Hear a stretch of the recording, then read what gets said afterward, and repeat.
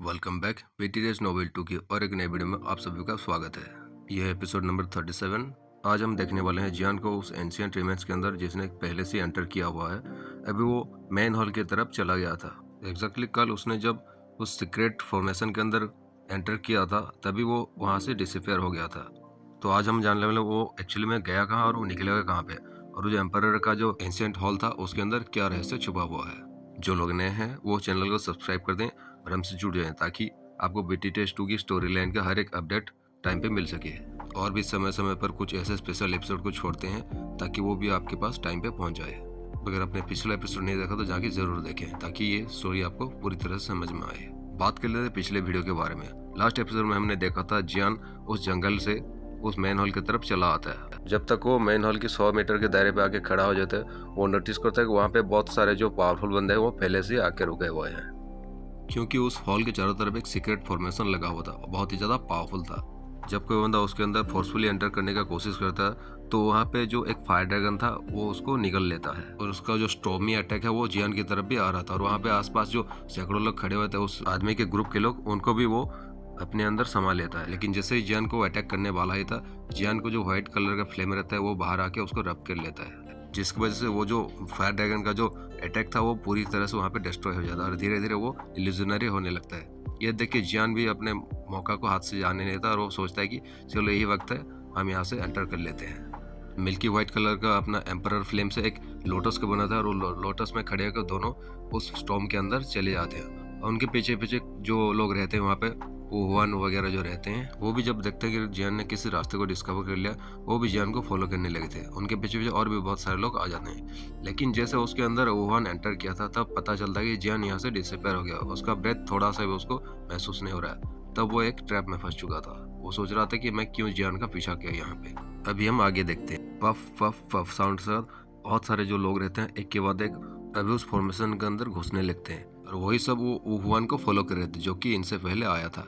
जब वो देखते हैं कि वुहान यहाँ पे फंस चुका है और उसके सामने एक डेड एंड है तो वो लोग वहाँ पे अफसोस की बात करते हैं। अभी यहाँ पे जो सैकड़ों लोग थे वो एक के बाद एक वुहान को फॉलो करते हुए आ गए थे। वो बोलते हैं कि हमने यहाँ पे इसको फॉलो ही क्यों किया, इस लड़के ने अपने आप को तो फंसाया ही फंसाया और हमको भी उसके साथ फंसा दिया।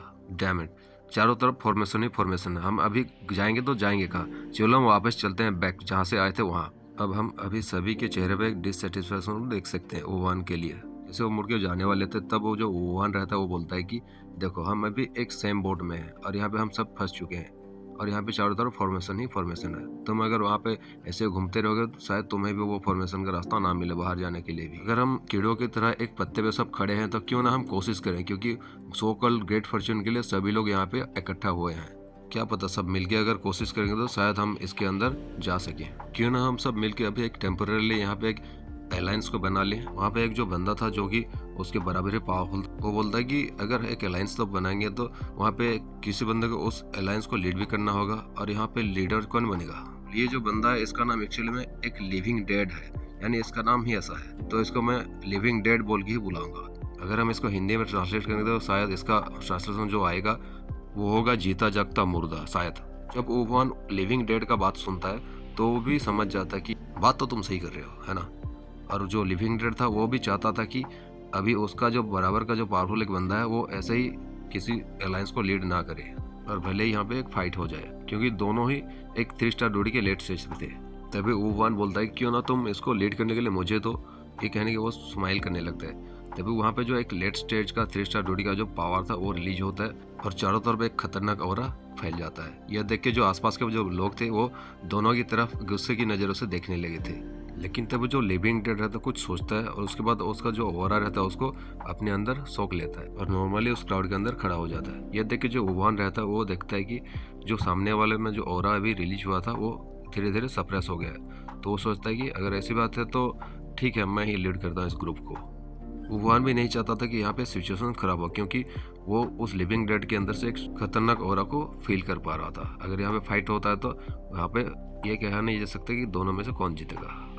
लेकिन भले यहाँ पे सिचुएशन बहुत ही ज़्यादा सीधा साधा दिखाई दे रहा हो, यहाँ पे जो बंदे रहते हैं बहुत ही ज़्यादा पावरफुल रहते हैं। 3 स्टार ड्यूटी की लेट स्टेज पे बहुत ही ज़्यादा अलग अलग बंदे रहते हैं, पर उनमें से कोई भी यहाँ पे फाइट को छिड़ाना नहीं चाहता था, क्योंकि ये टेम्पररी फाइट करके उनको कोई भी फायदा नहीं होने वाला।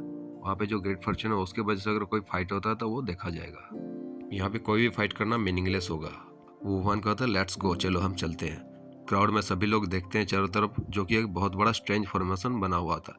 जब वो ऊपर की तरफ देखते हैं वो उसके ऊपर उनको एक फायर ड्रैगन दिखाई देता, जो कि एक बहुत ही ज़्यादा मर्डरस ओरा को अपने अंदर पोजेस करता था। कोई भी अगर उससे टकराने की कोशिश करे तो शायद वहाँ पे उसको खत्म कर देगा। बात चाहे जैसी भी हो, जो वुहान रहता है वो पूरी ग्रुप को लीड करता है, इसलिए उसको ही शुरुआत करना पड़ेगा।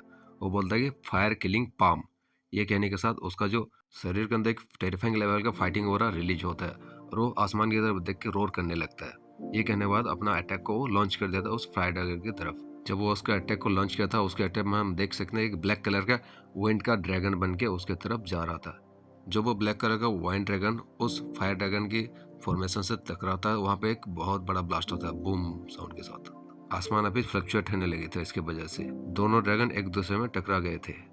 जब क्राउड में कुछ लोग देखते हैं कि वुहान का जो अटैक था, जो वाइंड का जो ड्रैगन बन के जो गया था अभी, ये एक मार्शल आर्ट का जेन्युइन फार्म अटैक था।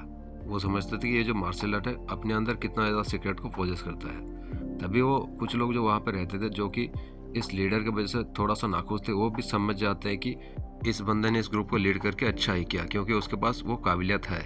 लेकिन जो पावरफुल लोग थे वो ये समझते थे कि ये जो मार्शल आर्ट का जो टेक्निक अभी इसने यूज किया, ये सबसे ज़्यादा पावरफुल टेक्निक नहीं है और इससे भी ज़्यादा बड़ा बड़ा टेक्निक है। सभी लोग आसमान की तरफ देखने लगते हैं, जहाँ पे वो दोनों ड्रैगन एक दूसरे से लड़ रहे होते हैं।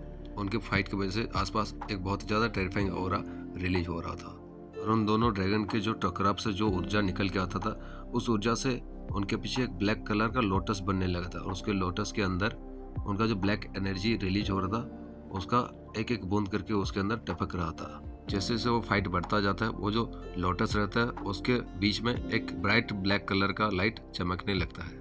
ये धीरे धीरे और भी ज़्यादा चमकने लगता है और एक समय के बाद आसमान के ऊपर से एक लाइट का क्लस्टर जो रहता है इस लोटस के बीच में आके शूट हो जाता है। देखने से ऐसा लगता है कि आसमान और ये लोटस के बीच में एक कनेक्शन बन चुका है। लेकिन ये लोटस दिखने में इतना ज़्यादा टेरिफाइंग नहीं था। लेकिन जैसे वो आसमान का जो लाइट का बीम रहता है वो लोटस के अंदर जाके टकराता है, वहाँ पे वो दोनों ड्रैगन के बीच में वो एक्चुअली में था, तो उनके पास वहाँ पे एक बहुत बड़ा ब्लास्ट होता है। इस ब्लास्ट की वजह से जो आसपास के लोग थे वो थोड़ा सा शॉक में आ गए थे और देखते देखते जो फॉर्मेशन वो भी बहुत ही ज़्यादा हिलने लगा था, कांपने लगा था। एक बहुत ही ज़्यादा एंशिएंट टाइम का द्विकी का लाइट जो रहता है चारों तरफ फैलने लगता है। ये दोनों ड्रैगन के बीच में जो फाइट हुआ था, इसके वजह से वाकई में जो ब्लैक कलर का थंडर था वो नीचे आके इस लोटस से टकरा गया था। लेकिन ये लोटस से जब टकराता है, एक लाइट का बीम की तरह वो आसमान से जुड़ जाता है।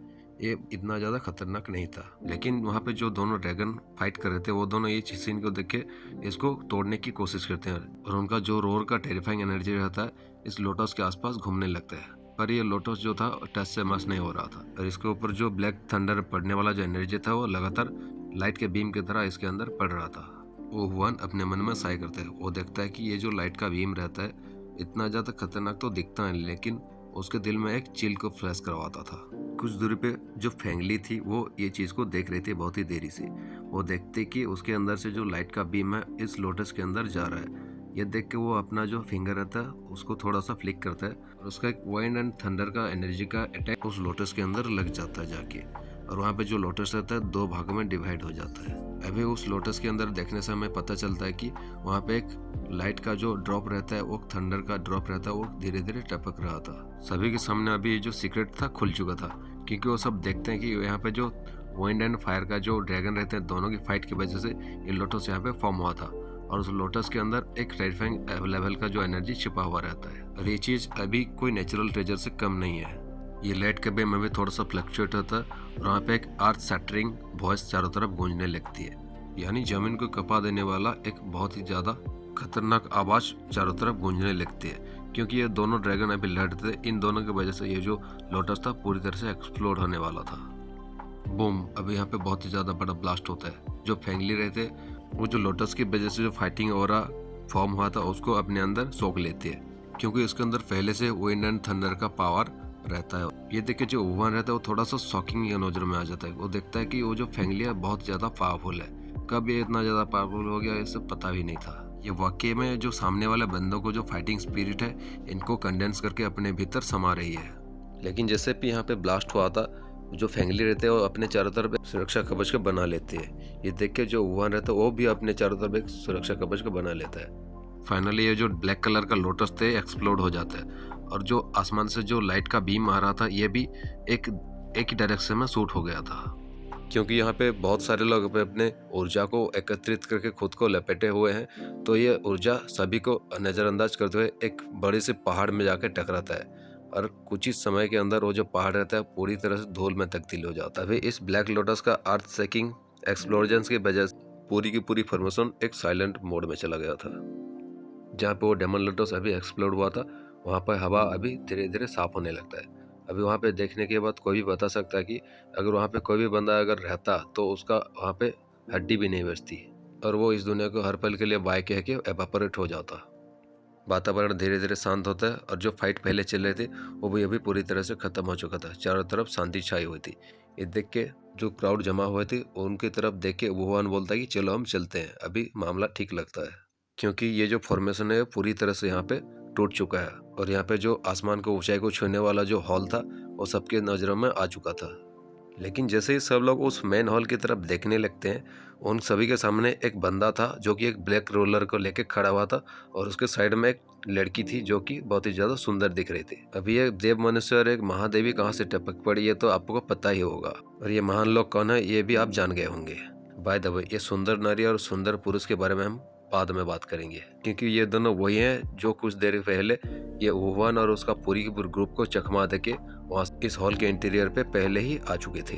तो सभी अगर एक जगह पे यहाँ पे इकट्ठा हो ही गए हैं तो चलो हम अभी मिठाई बांट लेते हैं और अपना एपिसोड को यहीं पे खत्म करते हैं, क्योंकि अगले एपिसोड में धीरे धीरे खुलने वाला है इस एंशिएंट रिमेन्स के अंदर का एक एक करके राज, और वो सो कॉल्ड ग्रेट फॉर्च्यून का जो ट्रेजर है वो कैसा चीज है वो मुझे भी पता नहीं है। चलिए मिलते हैं अगले एपिसोड में, तब तक बने रहिए and see you again. And one thing, कल या परसों में आप सभी के लिए एक स्पेशल एपिसोड को लाने वाला हूँ जो कि किसी ऐसे बंदे के बारे में है जिसने जियान को बहुत समय पहले अपनी जान को देकर भी सेफ रखना चाहता था। He is a man of morality. भले बीटी टेस्ट इग्नोर कर दे लेकिन हम उस मैन को इग्नोर नहीं कर सकते। सी यू ऑन अदर साइड।